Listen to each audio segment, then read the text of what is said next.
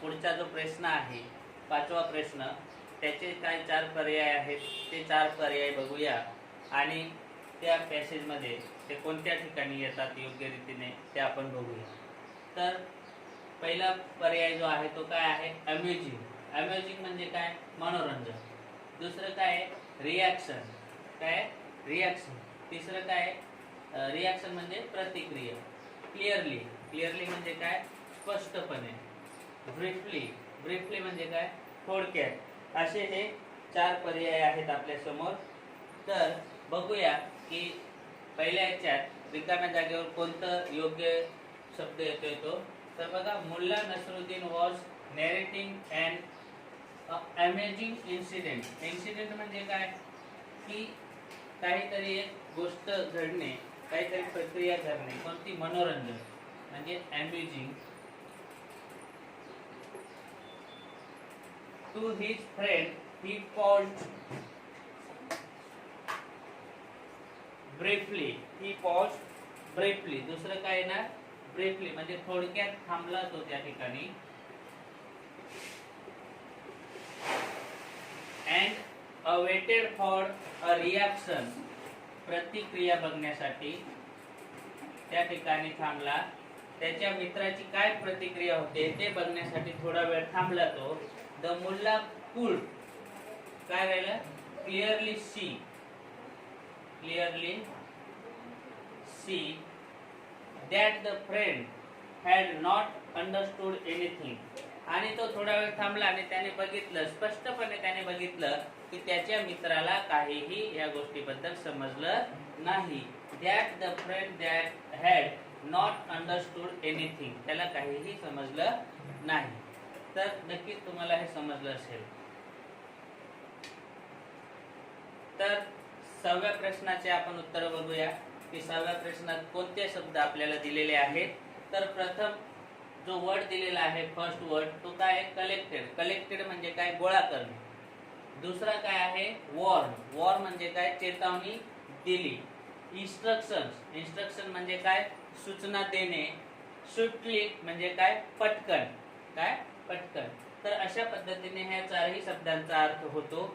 आता बघूया की हे चार शब्द या पॅसेजमध्ये कशा पद्धतीने आपल्याला योग्य क्रमाने लावता येतील. तर बघा काय म्हटलेलं आहे तर the teacher read out all the instructions म्हणजे शिक्षिकेने सर्व सूचना टू द स्टुडंट विद्यार्थ्यांना सांगितल्या, वाचल्या विद्यार्थ्यांसमोर. इन्स्ट्रक्शन काय येणार उत्तर? इन्स्ट्रक्शन्स म्हणजे सूचना दिल्या किंवा वाचल्या विद्यार्थ्यांसमोर. Read out all the instructions. She warn. दुसऱ्या रिकाम्या जागेवर काय उत्तर येणार? वॉर्न. त्यांनी काय केलं? चेतावणी दिली. Them not to copy during the test म्हणजे विद्यार्थ्यांनी टेस्टच्या वेळेस, एक्झाम देत असताना कोणत्याही प्रकारची चीट किंवा कॉपी करायची नाही. When the bell rang she collected all the answer sheets. जेव्हा बेल वाजली टेस्ट संपण्याची तेव्हा काय करणार teacher? Collected all the answer sheet swiftly. म्हणजे जेव्हा एक्झाम संपण्याची रिंग वाजणार तेव्हा टीचर पटकन ते आन्सर शीट्स काय करतील? कलेक्ट करतील. अशा पद्धतीने तुम्हाला हा पॅसेज सुद्धा समजला असेलच. तर आता आपण वळूया पुढच्या प्रश्नाकडे, जो 7वा प्रश्न आहे. त्याच्यात कोणते 4 वर्ड्स दिलेले आहेत, 4 वर्ड्स, ते आपण बघूया. तर पहिलं काय? रिवाइल. रिवाइल म्हणजे काय? प्रकट करणे. एफेक्ट. एफेक्ट म्हणजे काय? परिणाम. ग्रँड. ग्रँड म्हणजे काय? हसणे किंवा हसला. थ्रीटेंड म्हणजे काय? धमकी दिली, धमकी देणे. पथिक. डॅश हिज ब्रदर म्हणजे पथिक प्रिटेंड. प्रिटेंड म्हणजे काय? प्रतीकने धमकी दिली त्याच्या भावाला.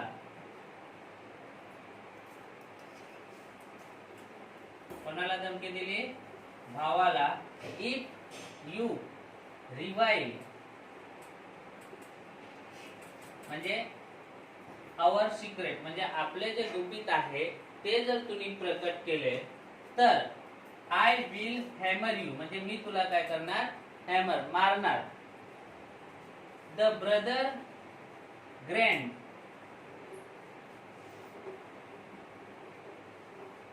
अँड सेड म्हणजे तो भाऊ हसला आणि बोलला your threats will not affect me म्हणजे तुझं जे काही धमकी आहे ती धमकी माझ्यावरती कोणत्याही प्रकारचा परिणाम करत नाही. अशा पद्धतीने हा पॅसेज होता. नक्कीच तुम्हाला हे जे पॅसेज होते हे सर्व पॅसेज कशा पद्धतीने आपल्याला सॉल्व्ह करायचे आहेत, त्यांची उत्तरं कशा पद्धतीने लिहायची आहेत हे समजलं असेल. ह्या गोष्टींमध्ये सर्वात महत्त्वाची जी गोष्ट आहे की तुम्हाला जे वरती शब्द दिलेले आहेत त्यांचे अर्थ कळायला पाहिजे, तरच तुम्ही पुढचं पॅसेज व्यवस्थितपणे सॉल्व्ह करू शकतात आणि व्यवस्थितपणे लिहू शकतात. तर याच्यासाठी महत्त्वाची गोष्ट काय आहे की तुमची व्होकॅब्युलरीमध्ये तुमच्या शब्दसंग्रहामध्ये नेहमी वाढ व्हायला पाहिजे, तरच तुम्ही या अशा पद्धतीचे जे पॅसेज येतील ते तुम्ही सॉल्व्ह करू शकता. तर आपण सूचना वाचलेली आहे. ब्रॅकेटमध्ये दिलेल्या शब्दांचा म्हणजे सूचनांचं पालन करून आपल्याला ह्या प्रश्नांचे वाक्य पूर्ण करायचे. तर तुम्ही सर्वात अगोदर समजून घ्या इथं काय म्हटलेलं आहे. पहिला प्रश्न जो आहे 5व्या सूचनेचा, you have a match tomorrow म्हणजे तुझी उद्या काय आहे, मॅच आहे, सामना आहे तुझा. मग इथं काय करायचे, एक्सचेंजिंग प्लेझेंटरीज. मग असे काही शब्द म्हणजे आनंददायी गोष्टी, आनंददायी सूचना आपल्याला तिथं त्यांना द्यायची आहे. मग त्याची मॅच आहे तर आपण त्यांना काय म्हणू शकतो, बेस्ट ऑफ लक. काय म्हणू शकतो, बेस्ट ऑफ लक. म्हणून इथं तुम्ही काय लिहिणार, बेस्ट ऑफ लक. सर्वांनी व्यवस्थित लक्षात घ्यायचे की ह्या ठिकाणी काय होत असतं की अशी ज्यावेळेस सूचना येईल एक्सचेंजिंग प्लेझेंटरीज, तर ह्या ठिकाणी आपल्याला काय करायचंय, आनंददायी सूचना त्यांना द्यायची आहे. पुढे अशा ज्यावेळेस पण अशा सूचना येतील मग त्यावेळेस आपल्याला हे लक्षात ठेवायचंय. दुसऱ्या याच्यात काय आहे, second question, sir but I can go home dash, sir but I can go home. मग ह्या ठिकाणी अशी कोणती सूचना असू शकते. मग आपण जर एखाद्याला विचारतोय, एखाद्याला सांगतोय, तर आपण तिथं काय वापरतो, एक्सक्यूज मी. काय वापरतो, excuse me sir but I can go home. Sir म्हणजे एक्सक्यूज मी सर, कृपया ऐका सर, परंतु मला घरी जायचं आहे. अशा पद्धतीने या ठिकाणी आपण एक्सक्यूज मी सर लिहू शकतो. Would you like to have some more tea. आता तिसऱ्या प्रश्नामध्ये काय म्हटलेलं आहे, would you like to have some more tea. तुम्हाला अजून चहा घेणे आवडेल का. तर ह्या ठिकाणी आपल्याला काय आवडत असेल तर यस म्हणायचं. मग काय म्हणायचं, yes please thank you. Yes please thank you. या ठिकाणी अशा पद्धतीने आपण लिहू शकतो. कळालं तुम्हाला. यस प्लीज थँक्यू हे वाक्य लिहून आपण हे वाक्य पूर्ण करू शकतो. नक्कीच तुम्हाला समजलं असेल. तर 6वी सूचना काय आहे बघा, complete the dialogue selecting the correct response based on the functions given in the bracket. म्हणजे की आपल्याला योग्य प्रत्युत्तर द्यायचं आहे दिलेल्या पर्यायांपैकी. करेक्ट सिलेक्ट करायचंय आणि ज्या सूचना दिलेल्या आहेत ब्रॅकेट्स मध्ये त्या सूचनांचं पालन करून ज्या 4 ऑप्शन पैकी जो योग्य वाक्य आहे ते वाक्य आपल्याला पुढे लिहायचे आहे. तर पहिला प्रश्न काय आहे बघा, inquiry officer dash dash dash exchanging pleasantries. Mister Pandya can you tell me when can I get the bus for Jamnagar. मी प्रश्न इथं पूर्ण लिहिलेलं नाहीये, तर बघून घ्यायचं. मी उत्तर लिहिलेलं आहे बरोबर, इथं बघून घ्या. तर याचं उत्तर काय आहे? एक्सचेंजिंग प्लेजेंटरीज, म्हणजे आनंददायी बातम्या ज्या आहेत त्या आपल्याला इथं आहेत. तर काय लिहायचंय? योग्य पर्याय त्याचं काय होतं? ती 4 पर्यायांपैकी दुसरा जो बी उत्तर दिलेला आहे, good evening madam, can I help you. हा, तर काय म्हणता इन्क्वायरी ऑफिसर समोरच्या व्यक्तीला, मॅडमांना जे काही विचारत असतील त्यांच्याकडून, तर त्यांना प्रत्युत्तर कसं दिलं त्यांनी? आनंददायी, आनंदाने, की आपण गुड इव्हिनिंग संध्याकाळी म्हणतो, तर संध्याकाळचा टाइम असेल. Madam can I help you, तर मॅडम मी तुमची काही मदत करू शकतो का? अशा पद्धतीने आपण ह्या ठिकाणी रिकामी जागेवर पूर्णपणे आपल्याला लिहायचं आहे. तर दुसरी सूचना बघा. दुसऱ्या सूचनेत काय म्हटलेलं आहे? Jay, when did you meet the principal, म्हणजे तुम्ही मुख्याध्यापकांना केव्हा भेटणार?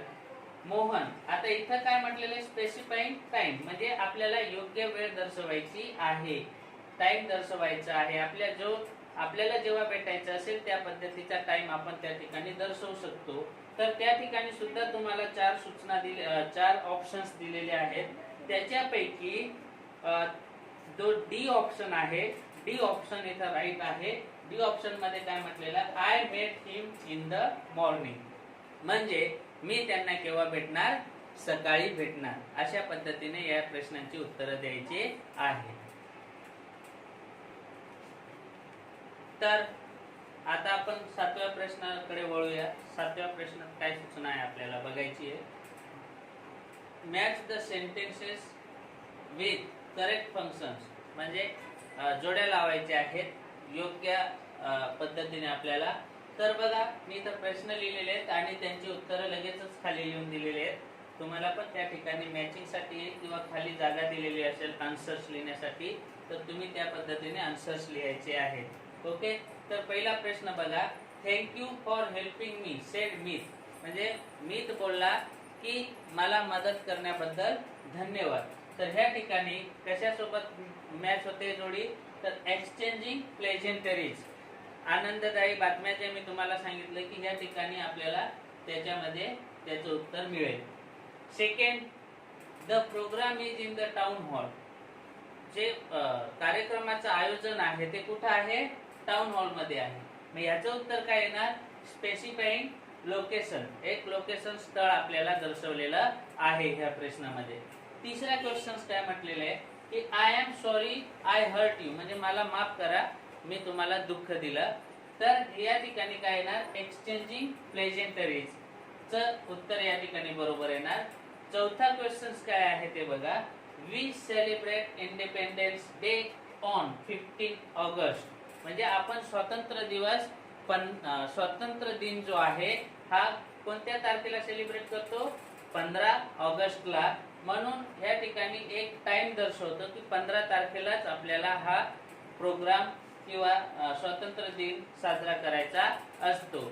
अशा पद्धतीने आपले जे हे प्रश्न आहेत आणि पुढे जे काही प्रश्न दिलेले आहेत, study the data and answer the questions, याचा पण थोडक्यात उत्तर मी तुम्हाला सांगून देतो. तर बघा, how many students have got 90% and above the marks in the maths, म्हणजे असे किती विद्यार्थी आहेत की त्यांना 90% पेक्षा जास्त मार्क्स मॅथ्स मध्ये पडलेले आहेत. तुम्ही त्या चार्ट वरून इझिली उत्तर लिहू शकतात. तरी मी उत्तर सांगतोय, लिहून नाही देते, तुम्ही बघून घ्यायचे ते उत्तर, लिहिण्याचा प्रयत्न करायचा. सोपे उत्तर आहेत. 3 स्टुडंट्स, तर किती स्टुडंट 90च्या वरती आहेत? फक्त 3. मॅथ्स, इंग्लिश आणि सायन्सचे या ठिकाणी आन्सर्स दिलेले आहेत, रेकॉर्ड दाखवलेला आहे पॅरेग्राफद्वारे. बघा, सेकंड क्वेश्चन आहे who has got the lowest marks in English, English मध्ये सर्वात कमी मार्क्स कोणाचे आहेत? तर इंग्लिश मध्ये सर्वात कमी मार्क्स रिचा या मुलीचे आहेत. Richa has got the lowest marks in the English. तिसरा क्वेश्चन आहे in which subject have all the student got 70% and above marks, म्हणजे असा कोणता सब्जेक्ट आहे की ज्यामध्ये सर्व विद्यार्थ्यांना 70 पेक्षा जास्त मार्क्स पडलेले आहेत? तर याचा प्रश्नाचं उत्तर असं आहे की यामध्ये सर्वच विद्यार्थी जे आहेत टोटल किती विद्यार्थ्यांची माहिती दिलेली आहे? 5 विद्यार्थी. तर 5ही विद्यार्थ्यांना 70 पेक्षा जास्त मार्क्स पडलेले आहेत. म्हणजे अमित, भावेश, कविता, रिचा अँड तरुण हे उत्तर कसं लिहिणार तुम्ही? All the student have got 70% and above marks in science subject. कोणत्या सब्जेक्ट मध्ये? सायन्स सब्जेक्ट मध्ये. ओके. चौथा क्वेश्चन आहे who has got the highest marks in math. म्हणजे मॅथ मध्ये सर्वात जास्त मार्क्स कोणाला मिळाले आहेत? तर मॅथ मध्ये सर्वात जास्त मार्क्स मिळालेले आहेत Kavita has got the highest marks in the math. तर अशा पद्धतीने तुम्हाला नक्कीच हा जो दुसरा धडा होता या धड्याचे दुसऱ्या लेसन्सचे जे काही प्रश्न होते ग्रामॅटिकली ह्या क्वेश्चन्सला आपण सॉल्व्ह केलेला आहे. नक्कीच तुम्हाला हे सर्व समजलं असेल. जर समजलं नसेल तर तुम्ही कमेंट्स मध्ये मला विचारू शकतात आणि लाईक, शेअर अँड कमेंट्स करायला विसरू नका. तुम्ही अशा गरजू विद्यार्थ्यांना हा व्हिडिओ अवश्य सेंड करा की ज्यांना शाळेत जायला प्रॉब्लेम होत आहे किंवा आता कोरोनाच्या कारणांमुळे आपण प्रत्येकजण घरून होम लर्निंग करत आहेत. तर त्यांना सुद्धा हा व्हिडिओ पोहोचायला पाहिजे आणि त्यांना सुद्धा हा व्हिडिओ नक्कीच त्यांच्या पुढच्या एक्झामिनेशनसाठी, बोर्ड एक्झामसाठी त्यांना अत्यंत महत्त्वाचा आहे. धन्यवाद. थँक्स.